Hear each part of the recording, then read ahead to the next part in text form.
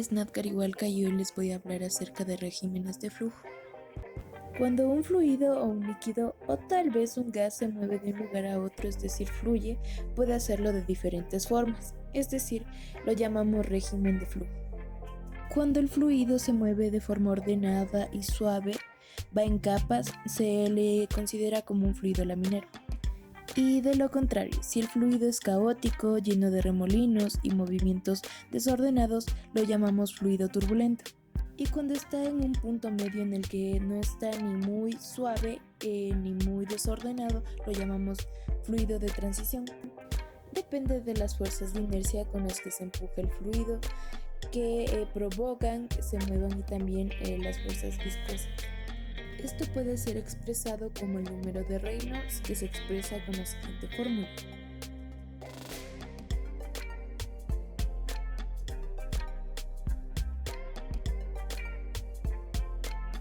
Materiales: balde transparente de 10 litros, 1 metro de tubería transparente de media pulgada, válvula reguladora, una jeringa de 20 mililitros, 2 metros de manguera, uniones de tuberías y teflón.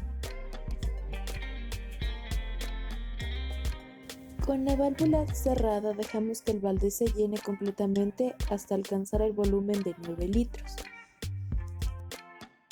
El líquido excedente será eliminado por el rebosadero. De esta manera se asegura un volumen constante.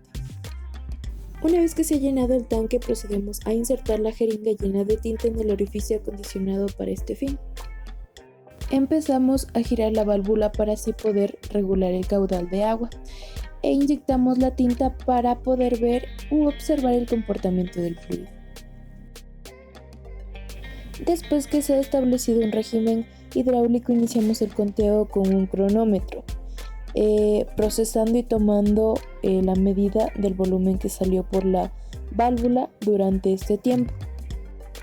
Consiguientemente, luego de haber tomado datos, procedemos a realizar los cálculos para clasificar según el régimen hidráulico.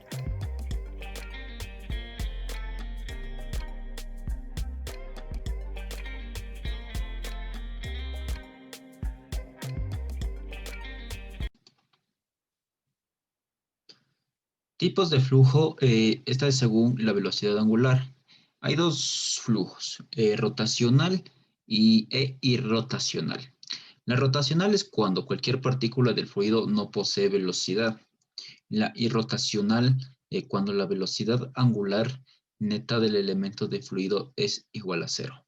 Como nota, la velocidad angular es una medida de la velocidad de rotación. Se define como el ángulo girado por una unidad de tiempo y se designa mediante la letra griega omega.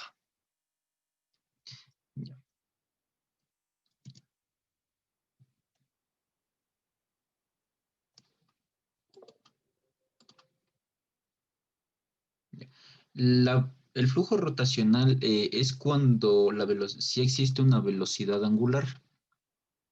Es decir, que el flujo del líquido va rotando alrededor del tubo, cilindro donde se encuentre el líquido.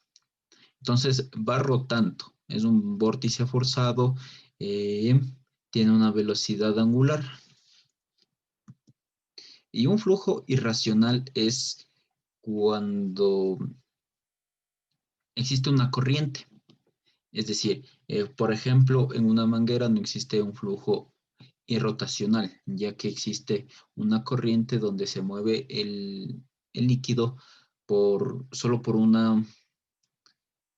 hacia una dirección. No existe una velocidad angular. Todo el movimiento del líquido es recto, se le podría decir que es recto, y esa es la velocidad irrotacional. El siguiente experimento nos ayuda a comprender una de las propiedades de los fluidos, la comprensibilidad.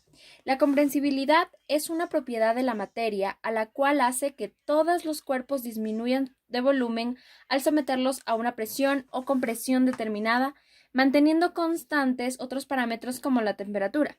Existen dos tipos de fluidos, los comprensibles y los incomprensibles. En los fluidos comprensibles podemos encontrar a los gases, en este caso el aire, y a los incomprensibles de los líquidos.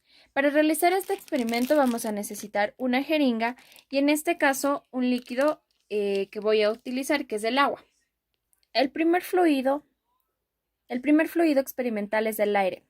Al someter a una presión, el aire se comprime hasta un 60% de su volumen inicial. Vamos a volver a observar.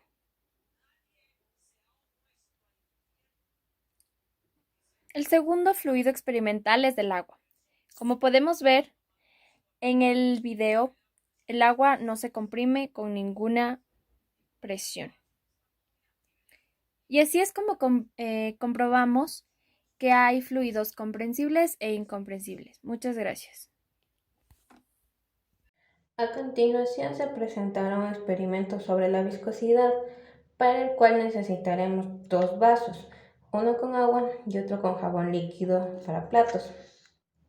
Los dos deberán estar a la misma altura y también necesitaremos 2 monedas del mismo tamaño. Siguiente, lanzaremos las monedas desde una misma altura. Como se puede observar, la moneda del agua cayó más rápida.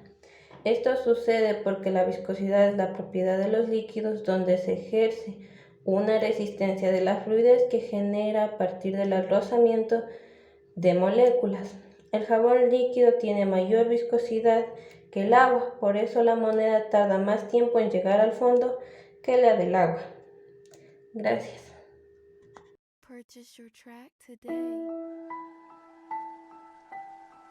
El siguiente experimento se trata de explicar cómo está basado y a qué dirección están las dimensiones, en la cual vamos a sujetar 3 pesos posteriormente con un diferente ángulo. Colocamos perfectamente direccionado, haciéndole un hoyo en la base, que en este caso viene a ser una base circular,